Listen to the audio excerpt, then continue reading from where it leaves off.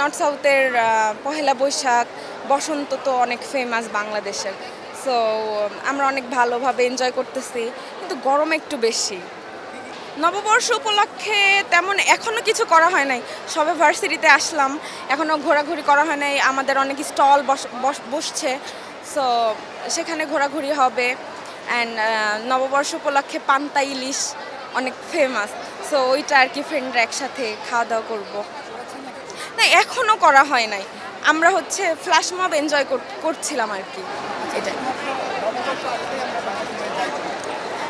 এটা সত্যি আমাদের পাশ্চাত্য সংস্কৃতি আমাদেরকে অনেক মানে ডিপলি করছে। সো মানে এটা সত্যি যে নববর্ষ আসলে আমাদের মধ্যে বাঙালি ভাবটা জেগে ওঠে, আর সবসময় আমরা ওয়েস্টার্ন কান্ট্রিগুলোকে ফলো করি।